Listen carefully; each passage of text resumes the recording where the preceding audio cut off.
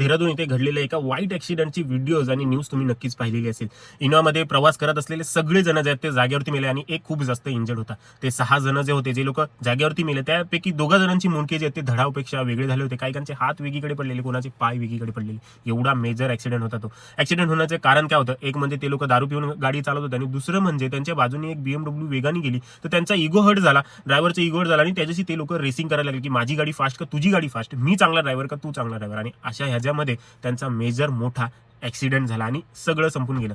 काय वाटलं असेल त्यांच्या आई वडिलांना, ते काय फील करत असतील त्यांचे नातेवाईक, ते फक्त त्यांनाच माहिती आहे. म्हणून मित्रांनो, मी नेहमीच तुम्हाला सांगत असतो, रोडवरती नेहमी ट्रॅफिक नियमांचं पालन करून जे ते आपल्याला गाडी चालवायची. आणि दुसरी गोष्ट म्हणजे बाजूचा आपल्यापेक्षा वेगात गेला, त्यामध्ये आपला इगो हर्ट होण्याची काही एक गरज नाही आहे. त्याच्याकडे चांगली गाडी आहे, तो चांगला ड्रायव्हर आहे, हे एक्सेप्ट करूनच आपल्याला पुढे चालायचं. आपल्याला जेवढी झेपते आहे तेवढीच वेग आपल्याला पकडायचा आहे.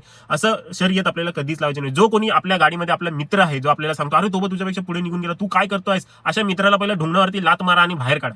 किंवा तुम्ही अशा व्यक्तीसोबत बसलेला आहात गाडीमध्ये, जो नेहमी रेसिंग लावतो, तुम्हाला इम्प्रेस करायला कट वगैरे करतो, तर त्याला थांबवा तिकडेच, त्याला तिकडेच सांगा की भावा असं करू नकोस. तरी तो ऐकला नाही तर नेक्स्ट टाइम पासून त्याच्या गाडीमध्ये बसू नका. आणि जे लोक ड्रायव्हिंग करतात, दुसऱ्यांना इम्प्रेस करतात, त्या लोकांनी एक गोष्ट लक्षात नेहमी ठेवा, तुमच्यावरती गाडीमध्ये सगळ्या बसलेल्या पॅसेंजरची जबाबदारी आहे. तुम्ही जर त्यांना एका पॉईंट पासून दुसऱ्या पॉईंट पर्यंत सेफली पोहोचवाल तरच ते तुमच्यापासून इम्प्रेस होतील, ना की तुम्ही कशी कट मारताय, कशी ओव्हरटेक करताय, कसं काय करताय, त्यांनी कोणी इम्प्रेस होणार नाहीये.